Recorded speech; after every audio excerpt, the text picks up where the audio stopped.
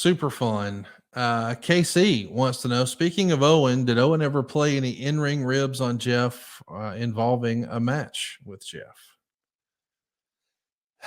I mean, I'm glad that now we're getting to some fun stuff here, Connie. I mean, we could talk at length in my WWE Hall of Fame speech, and we came up with it that day, where Edge and Christian came out and put the red nose on me, was a complete tribute to Owen, because KC, the answer to your question is, every match I had with Owen, there was some type of small rib or big rib.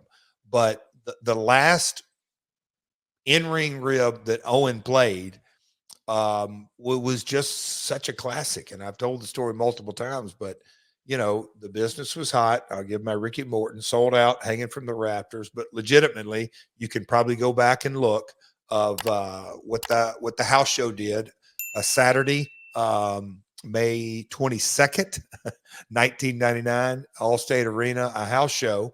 But we're on a tag run, and we'd worked with Edge and Christian multiple times. And so we more or less had our match down. Owen was late to the building. He would fly in day one from start of the tour, and he was late to the building. Me, Edge, and Christian were obviously already there, and Owen comes in, and we knew he could get dressed in a hurry, but he's like, "Hey, Jeff, come here.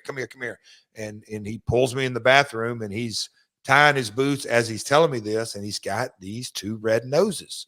And he's like, "All right, here's what we're doing." And I'm like, he said, the spot where they end up throwing us together, but before they do, we take a tackle and we end up in the corners, and they go up on the turnbuckles and give us the 10 count punch and blah, blah, blah, blah, blah. And he says, in the middle of that, turn to the side, and on 10, put on your red nose, and then they'll shoot us together. And he said, make sure the noses go off up in the air. And just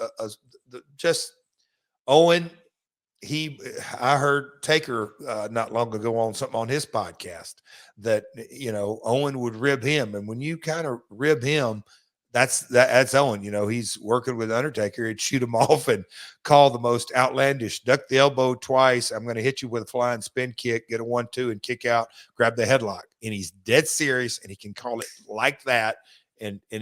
Anyway, I could go on and talk about, but yes, Owen has ribbed me. There's nobody that he hasn't ribbed if you got in the ring with him. Mark wants to know, what would it mean to Jeff Jarrett if he won the whole tournament? I'll let Mark, I'll let you and Conrad and Dave Meltzer, Sean Ross Sapp, Mike Johnson, anybody else out there, I'll let them answer for me, because there's no way I can put it into words. Spock's evil clone has a fun question, something I never even thought about. I think you'll dig it. Had Owen's accident not happened and Jeff still goes on to co-found TNA, does he think that Owen would have worked for TNA in some capacity at some point, either as a talent or possibly an agent? Owen and TNA, how great would that have been? A dream come true, because when you turn that page, we've talked, and I've often tried to focus on the human being that Owen was, and then others like to talk about his in ring, but Owens, it came so easy to him on the one hand because he grew up around it, brothers that wrestled, he had been to Japan, Mexico, worked in all this, but Owen as a producer wouldn't have been just good, he would have been great. And it goes without saying that Owen's accident in passing would be, if not the peak of the Attitude Era, but it was right in that kind of time frame, in that, had Owen not passed, he would have got to see the PG era, and he would have got to see, as it relates to TNA, a young upstart company that, hey man, this X Division, it's mainly compiled of guys that are kind of fresh off the independent scene, got a lot of lucha, got a little bit of lucha in it, got a little bit of Japanese style, which Owen would he had to eat that up. And there's some high flying on this, but man, like Jerry Lynn, and I was with Jerry this past weekend in Cleveland. You know, when I look at Jerry, and everybody looks at Jerry and has different thoughts and opinions, and what a great guy and what a great worker. I mean, the first thing, literally the first thing that I think of when I see Jerry is, man, yes, a great dude. Boy, he was the glue of the X division. People just don't understand that he was such a integral part of the early X division days as being the glue, whether he was in the match or not, backstage producing it. That's why I say Owen, that is a fun thought to think about. Him being a producer, a talent, just being a part of it would have been so cool. We got another one here from Benzonify. I screwed that up. I always thought a feud between yourself and James Storm and TNA, who's the real cowboy, would have been the Tits. Was this never in the works? Do you remember that ever being discussed, a feud with you and James Storm? Would have been the Tits. Yeah. Yeah, we talked about, and we had one-off matches here and there, but Benzin Afa, however you want to say that. Candidly, pal, I was the king of the mountain in the early days of TNA, and really for the run. And James was a cowboy, so we weren't competing cowboys under really any set of circumstances. So that wouldn't have been a feud, cowboy versus cowboy. That's not really accurate. We had multiple matches, and I can't say enough about James' in-ring work and how he connected with the TNA faithful. What was special for sure.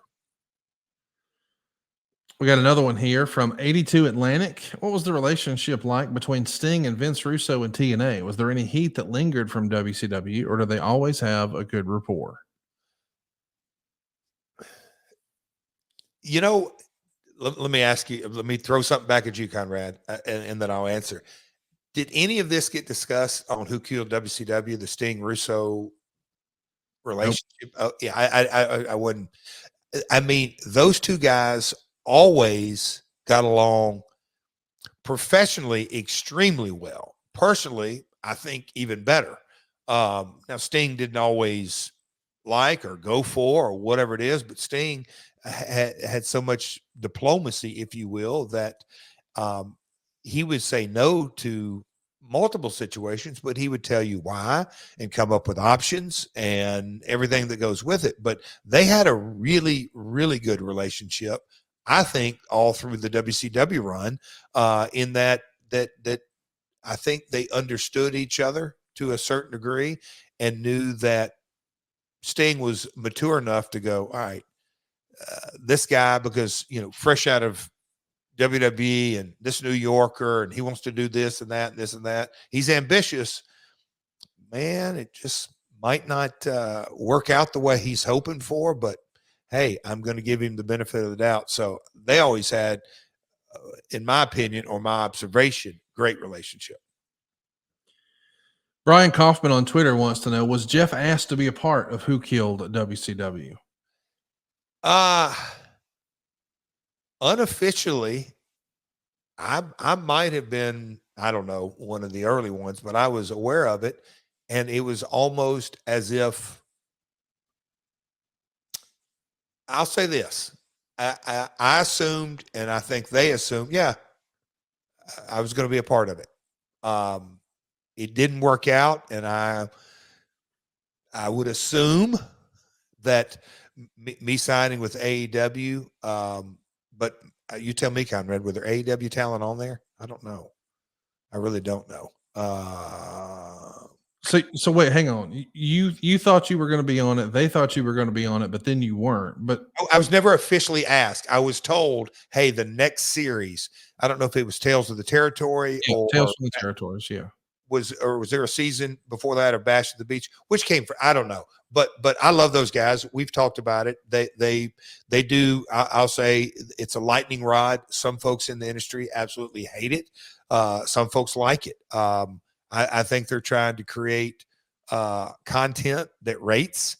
and you can't fault them for that. They're like anyone else in the world. They're trying to make a buck. And sometimes that doesn't set right with folks. And I get that too. I really do. But no, I did the Bash at the Beach, the Tales of the Territory, that episode of me and Lawler, Jimmy Hart, Dutch. That will always be, Conrad. I just can't tell you how that day of taping went. But yeah, there were conversations about it, but it never came to fruition. I'll just say that.